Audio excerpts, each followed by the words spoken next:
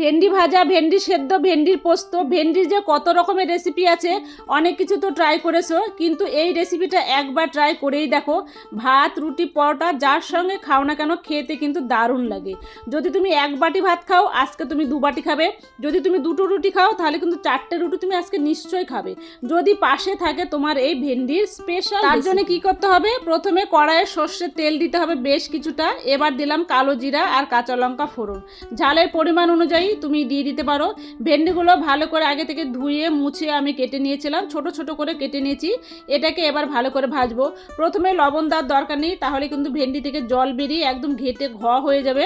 একটু যখন ভাজা হয়ে যাবে আর ভেন্ডির পিছলা ভাবটা কমে যাবে, তখন আমি দিয়ে দেবো পরিমাণ মতন লবণ আর হলুদ।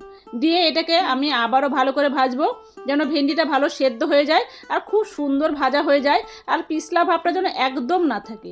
এই জন্য দেখো এই পর্যন্ত আমি এটাকে ভেজে। এবার এলো আসল টুইস্ট। আমি এখানে 2 চামচ পোস্ত নিয়েছি, বাটিনি, একেবারে গোটায় দিয়ে দিলাম। বেশ কিছুক্ষণ এটাকে আমি ভালো করে ভাজবো। গ্যাসটাকে কম করে সুন্দর করে ভাজবো, যতক্ষণ না ভালো একটা গন্ধ বেরিয়ে আসবে পোস্ত, সে পর্যন্ত আমি এটাকে ভালো করে ভেজে নিলাম। সুন্দর ভাজা হয়ে গেছে।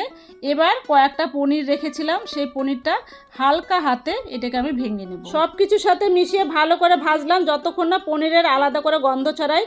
সব মিলে একেবারে ঝরঝরা স্বাদে গন্ধে দুর্দান্ত একটা ভেন্ডি রেসিপি। ভাত, রুটি, পরোটা যার সাথে খাও না কোনো প্লেট কিন্তু পরিষ্কার হতে চলেছে। চোখ বন্ধ করে একবার বানিয়ে দেখো, পছন্দ না হলে আমার নাম বদলে দিও। ভিডিওটা যদি তোমাদের ভালো লাগে তাহলে একদিন নিজের হাতে বানিও, আর কেমন হয়েছে আমাকে কিন্তু জানাতে ভুলো না। আর ভালো লাগলে একটা লাইক, কমেন্ট, শেয়ার করে রেখে দিও তোমার কাছে। তোমাদের সাপোর্ট আমার সব থেকে বড় অনুপ্রেরণা। তোমাদের সঙ্গে দেখা হবে আবার নতুন একটা রেসিপি নিয়ে পরের ভিডিওতে। ততক্ষণ সবাই খুব ভালো থেকো, সুস্থ থেকো, এনজয় করো। Thank you.